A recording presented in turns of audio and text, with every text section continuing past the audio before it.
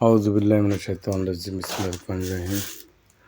আসলে শোরুমে যারা আসে তারাই বলে যে আপনি স্ক্র্যাপিটি কি লেগে জমান বা করেন। অ্যাকচুয়ালি 2022 সালে যখন আলহামদুলিল্লাহ আল্লাহ পাক আমি কবুল করছি, উমরা হজটা করে এসেছি, তখন থেকে আমার একটা মনে ভাষণ, আমার মায়ের নিয়ে যদি যেতে পারতাম, পরিবারে নিয়ে যদি যেতে পারতাম।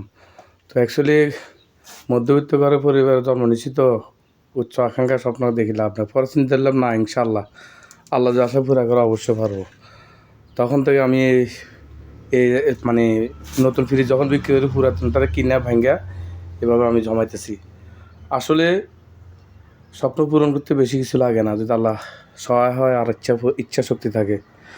আমরা যারা নেশা করি, সিগারেট খাই, বিড়ি খাই, আমার প্রাণপ্রিয় ভাইয়েরা বা আমরা যদি এটা থেকে পরিহার করি, আমি হিসাব করছি, আমি যদি সিগারেট খেতাম একটা দৈনিক 300-400 টাকা সিগারেট খেতে হতো আমারে।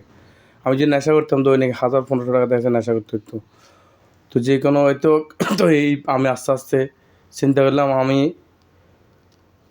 কিছু ইনশাল্লাহ জমাই, আল্লাহ পাক আমার যদি সে স্বপ্নটা পূরণ করে। আল্লাহ আপনাদের কাছে আমার একটাই আশা, একটাই দোয়া, একটাই কামনা, আপনার দোয়া করবেন আল্লাহ পাক যাতে আমার আশাটা পুরা করে। আমি সেই জন্য কবে জানি পুরা করে, আল্লাহ পাকে ভালো জানে।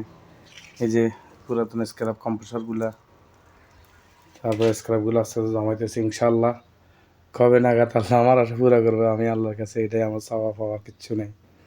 আমার পরিবার মায়ের নিয়ে যদি আল্লাহ পাকের সোনার মক্কা মদিনা যাইতে পারি, আমি এটাই আল্লাহর কাছে চাওয়া পাওয়া। আমি এই জিনিসগুলো দেখলে আমার চোখের পানি চলে আসে। অ্যাকচুয়ালি আল্লাহ তুমি আমার আশা পুরা করি আল্লাহ, আমার অনেক দিনের আশা।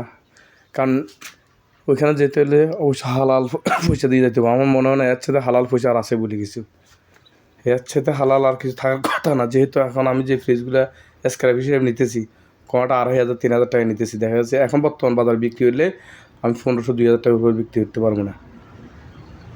তো লস কেন? ওই যে বললাম না, একটা সময় বিক্রি হতো, রেট বাড়বে, প্লাস যেটা আমি ডিপোজিট হিসেবে ভালো রাখতেছি, আমি জমাইতেছি আস্তে আস্তে, একসাথে তো সম্ভব না। সেই জন্য অ্যাকচুয়ালি লস স্বীকার করে হইলেও আমি লস না, এটা আমার মানে অস্তিত্বে আমার অনেক স্বপ্ন এটাকে ঘিরে। কেউ কিচ্ছু মনে করেন না, দয়া করি আমার আশাটা যাতে পুরো হয়, আমি আল্লাহর কাছে এটাই চাওয়া পাবো, এটাই কামনা করি। ওকে, আল্লাহ হাফেজ, বাই।